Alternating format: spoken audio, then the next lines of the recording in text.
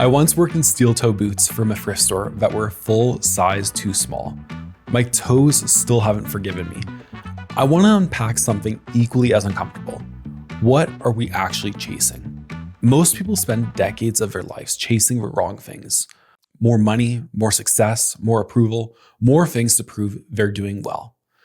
But what if the thing you're chasing isn't the thing you actually want? When my wife Emily and I got married, we came back from our honeymoon ready to take on the world. A new marriage, a new chapter of our life. We were excited, and immediately, new problems. Within a few days, I found out that the company I was working for was financially struggling. We're talking no one knows if paychecks are coming levels of struggling. So here I am, newly married, trying to be strong, capable husband, and instead I'm sitting here thinking, I think I might be unemployed. This is not what I was promised. So I did what any brand new husband with panic and absolutely no plan does. I took the first job I could get, a warehouse job. Not glamorous, not inspiring, but it was a job. And here's the best part. We didn't even have money for me to buy steel toe boots. So I hit up a thrift store and found a pair for $5 and a full size too small. They were basically steel toe squeeze chambers. Every day I'd go to work and within 15 minutes, my big toe would go numb every single day. And Emily had to hear about it every single day when I got home. I worked there for 6 months and I hated almost every minute of it. But looking back, I needed those boots. I needed that season because nothing humbles you quite like walking around a warehouse in footwear that doubles as a medieval torture device. Here's the part I didn't see at that time. The job wasn't the problem. My toes weren't even the problem. I was the problem. I was carrying ego into a life that couldn't hold it. I was obsessed with reputation, how people saw me instead of character, who I actually was when no one was looking. I wanted to look like a good husband. I wanted to look like I had it together. I wanted to look like someone who was going somewhere. But on the inside, I was angry, stressed, ashamed, insecure, trying desperately to hold up a facade that was way too heavy for me to carry. And the person who paid the price the most wasn't me. It was Emily. We were newly married, trying to pay off debt that I brought into the marriage, adjusting to life together, and I was bringing the worst parts of myself home every single night. I showed her frustration when she deserved gentleness. I gave her distance when she needed partnership, and I hid behind the illusion of being a man when what I actually needed was humility. Then one day, I don't remember the exact words, Emily gave me a wake-up call. Not angry, not dramatic, just honest. Things needed to change. And then she stopped talking to me for an entire week. It was one of the worst weeks of my life. Imagine lying in bed beside the person you love, knowing that your actions have broken them to the point that they won't even say a word. It was in those moments I realized if I don't get my internal world right, nothing in my external world will ever feel right. That season taught me one of the most important lessons of my life. Character matters more than reputation, always. Reputation is what people think about you. Character is who you actually are. Reputation can be built quickly. Character takes work. Reputation impresses people. Character impacts them. And here's the uncomfortable truth I had to face. Success without internal alignment is empty. You can be promoted, praised, financially stable, respected, and still be a complete disaster on the inside. I was on that road, and numb toes were just one of the many symptoms. So we started changing things.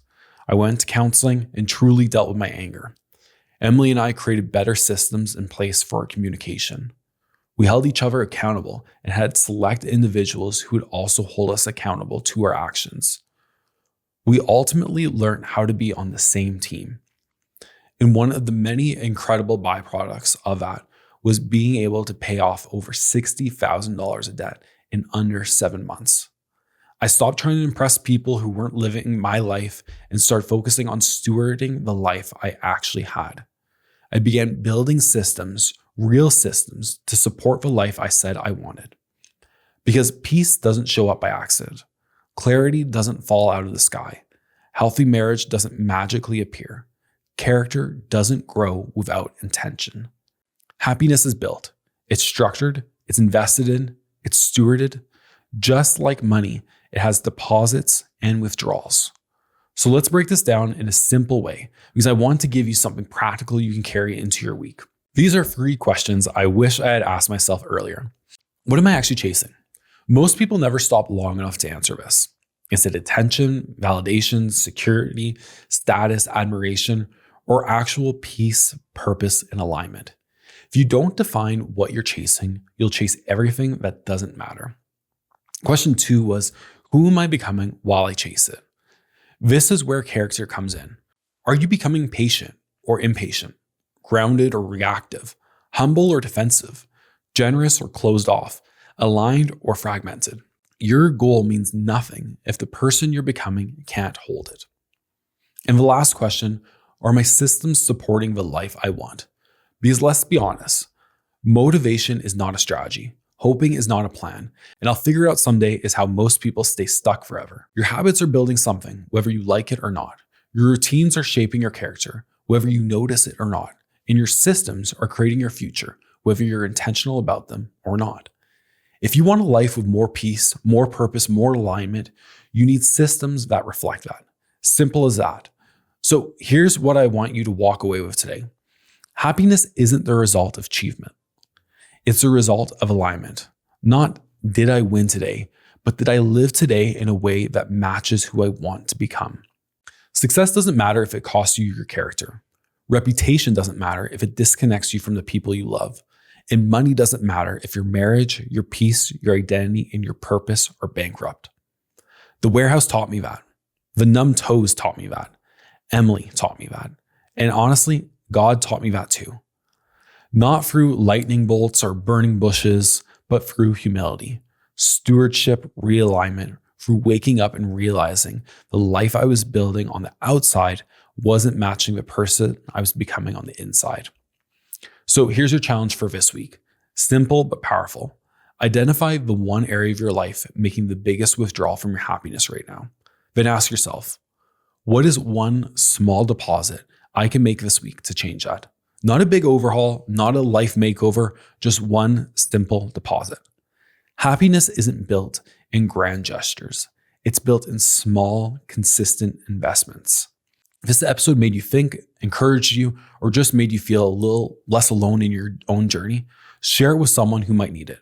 And remember, character over reputation, stewardship over striving, alignment over achievement. This is the currency of happiness. Let's keep building something that lasts.